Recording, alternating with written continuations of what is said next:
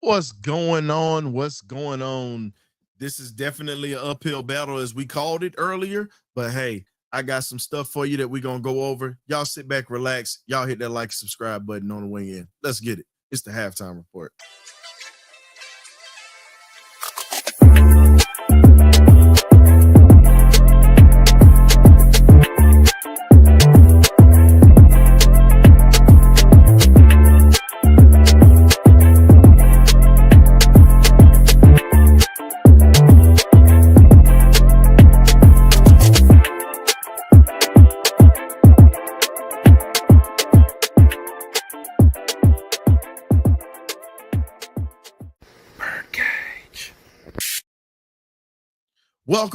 Welcome. This is the way that you kick off the season with your division rival. We're definitely getting it in. You see a little bit of a difference with this defense so far.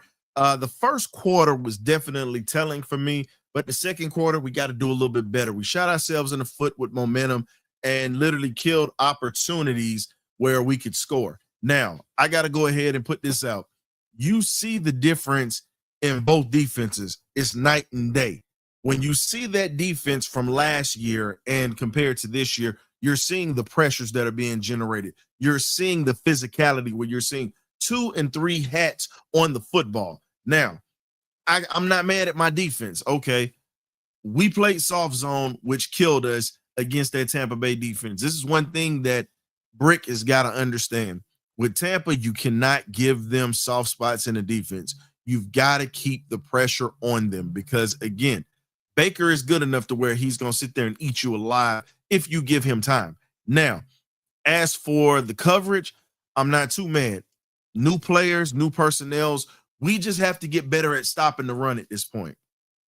We put all this money into the trenches and pass rush. However, we are getting gashed on the run. I'm going to go ahead and pull up some stats for you guys, and we're going to talk a little bit about it. Then we're going to talk a little bit about the offense as well. But I got to talk about this defense first because, truthfully, that's the thing that is showing me a lot at this point. Now, when you look at Tampa's offensive production, they ended up getting 6 first downs in the first half. They're 3 out of 8 on third down efficiency. They're 1 out of 1 on fourth down efficiency. They've run 29 total plays. Also, they've got 120 yards. So our defense has been solid so far. They've had 5 drives. And then also they're averaging 4.5 yards a play. The passing game is not what's killing us. It's the running game at this point. When you're giving up damn near 4 yards a carry, and it's really 3.9 yards, but if you round it up, it's 4 yards a carry. They're having 6 yards to manage on second down and also on third down as well. That right there is pretty decent because they're picking up half of a first down. We've got to get better at tackling. We've got to get better at wrapping up. And we've got to get better at being able to anticipate when we're actually going to be able to attack. That's something that's been killing us. Now, I got to give the defense credit on that last drive that Tampa had. The defense stood up, made some plays. Billy Bowman with the sack. And then you're seeing that this defense is aggressive and it attacks. But they're going at it in a mindset where they're trying to have everything where guys don't have to think. They have to react. So while we're sitting here looking at it, it's 10-3 right now. We gave up 10 points in the second half. Our offense has been stalled since that first touchdown. Let's keep it a buck. Michael Penix Jr. not really delivering the ball that well. A lot of people aren't going to want to hear it, but so the hell what? He's not delivering the ball well. He's thrown some passes behind some guys. Some guys have dropped passes as well, where he's put it on them. Drake London has that one catch, but he's got to catch the ball. Bijan Robinson, outside of the touchdown that he scored, he's fumbled once because he took his eye off the ball trying to run before he could establish himself with gaining possession of the football. And then you also have to look at the fact that Bijan dropped the pass in the flat. Casey Washington's had passes that have been overthrown and dropped. It's the timing. This is what we were talking about when we said the timing is not going to be there because the guys have not played in the preseason. This is what comes with it. You got to take the good with the bad. So with the play calling at this point, Zach Robinson honestly is suspect with a 3rd and 1 or a 4th and 1. Here's the thing. Why are you running out of a 4th and 1 in the Penix? I'm not even mad at my offensive line because they've been giving our offense opportunities to make plays. So congrats to the offensive line. You guys are stepping up. You guys are making some things happen. Now, let's get to it. It's 4th and 1, and you're calling a pistol formation with Bijan Robinson and no lead back. You're literally 6 yards away, and you're getting ready to run into a scrum. Man, look, Penix is a big boy. Let him run a quarterback sneak, fall down, pick up the first. Let's keep the momentum going. You have to understand momentum is key in this ball game. You've given Tampa opportunities to make some things happen. We have 9 first downs. 7 of them are passing first downs because Penix has been able to find and locate guys in the flats, and our athletes have been able to make some things happen. Now, got to give a shout out to Kyle Pitts. They got him involved, but they stopped going to him. If you see that this man is able to do some things, find ways that you can get him incorporated in this offense. That was not a fluke play that he stiff-armed that defensive back who came up, and he's a mismatch. And you see that he was able to pick up the first down. Now, you have to understand, you have other weapons on this offense outside of Bijan. Feed 25. 25 is falling forward, sir. Start giving the ball to Tyler Algier when we need these tough yards. You saw that he picked up that first down for you on that 4th and 1. You've got to start using your weapons and using common sense. Last year, you got a pass. This year, you don't get a pass for this. You got one of the best running back tandems in the league. Line up Bijan on the outside. Start using him in the receiver side of the game to substitute for the absence of Darnell Mooney. You see that it's hard for guys to cover him one-on-one. Start using him in the passing game and keep Algier on the field to be able to be your hammer, to start picking up those tough yards, to start being able to wear the defense down. It's really not that hard. You're making it more complicated because you want Bijan to be the star. We get it. Put him in a position to where we can use him in the passing game. Use Algier in the running game at this point because they are having a hard time with touching Tyler Algier. Algier has 6 carries for 17 yards. Now, if you look at the percentage of yardage that he's averaging, it's definitely one of those things that you got to pull up, and I'm going to pull up for you. Algier is averaging 2.8 yards a carry, really 3 yards a carry. So when you got a guy that's averaging 3 yards a carry at this point, the one thing that you have to do is continue to feed him. You must feed Tyler Algier. He's averaging 3 yards a carry, and guys don't want to hit him.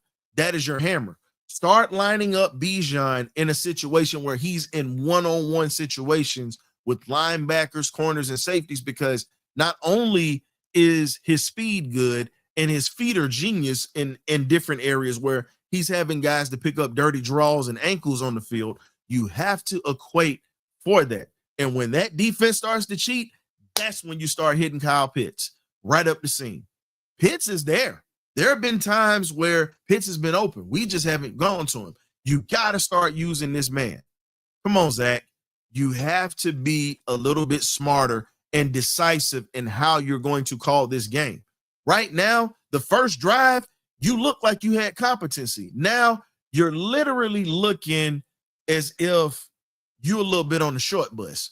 No disrespect to those who rode the short bus, but today Zach Robinson, it looks like a special needs kid today. And I love them, and special needs kids are great, and there's nothing wrong with them. But Zach Robinson, you're looking like you need to be in that class for those type of learners, sir, because common sense would tell you. Common sense will tell you, sir, use your weapons. You were in an offense that used different weapons in different ways. You have to be able to matriculate this offense to where we can garner momentum and keep it going. You have to. Until you figure this out, you're pretty much the Mike Bobo of the NFL. For my Georgia Bulldog fans or whatnot, you know about Mike Bobo. He literally looks like Mike Bobo as a play caller in the NFL. And that is not good. Now, I'm saying that right now. Why go away from something that you see is working and you're going to take that ball out of 25's hand? See, this is why we are incompetent in getting things done. Stop going away from what works. It's not hard. It's very easy. You see that they're struggling to stop something, you keep it going until they stop it. I understand you have to mix it up, but continue to keep feeding these guys who are moving the chains. We got to get better in the red zone. Shout out to Koo. He pretty much tied the game. But we have to be back in a position to where not only are we striking and putting fear into this defense, we have to be able to control the possession. The defense has to come back and get a 3 and out. Our defense looked solid in the first half, but we cannot continue to keep this defense on the field for long periods of time. You can't do it. And common sense is common sense, but common sense is not so common, as the old folks would say. You've got to keep this team on its heels. You can't give Tampa any kind of confidence because they're the team to where you beat on these guys and they're going to sit back.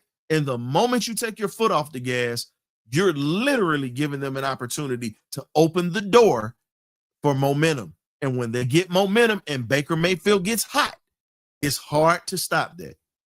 Very hard to stop. So in the second half, apply pressure.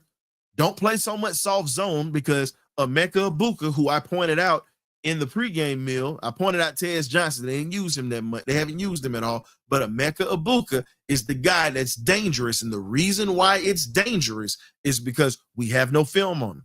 The only thing you have to go by is what you saw at Ohio State and a little bit of the preseason that you saw him playing. But right now, Emeka is cooking this secondary. No one wants to talk about it, but he is cooking the secondary. Mike Evans, a couple of catches. Mike is going to do what Mike does. Mike is a Hall of Famer. He's going to be a Hall of Fame wide receiver. He's going to get his. We are containing that. We just can't let him get loose. Now, as speaking for contain, outside containment on this defense for Baker Mayfield has to get better because the containment on the outside has literally allowed this man to open the door to make plays, to extend plays to where his receivers are playing pitch and catch football. Arnold Ebiketie, JPJ, all you guys that are edge rushers, Leonard Floyd, you've got to contain the outside a little bit better. I'm not ragging on him. It's just something that's been out there because if you notice, Baker, when he's thrown off, balls are going everywhere else. Passes are going everywhere else. Zach Harrison, he's starting to take off in this game. Brandon Darlish, you're MIA, my boy. Where are you at? We heard all this stuff in the offseason. Everybody's all excited. I need to see more from you right now.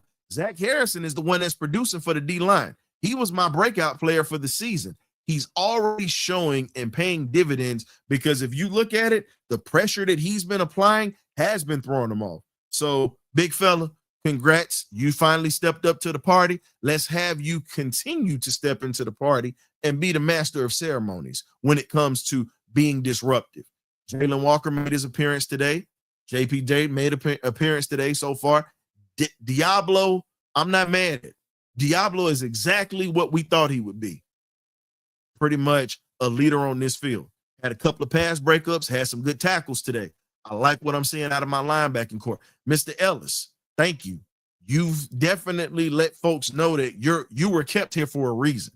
You're showing the leadership and the grit and the toughness that you're bringing. Defense has got to contain. Offense has to put up points. You can't just march down the field and get empty points. And I'm not speaking about field goals. You got to get 7. If we're going to win this game and make a statement in this division, we have to win today.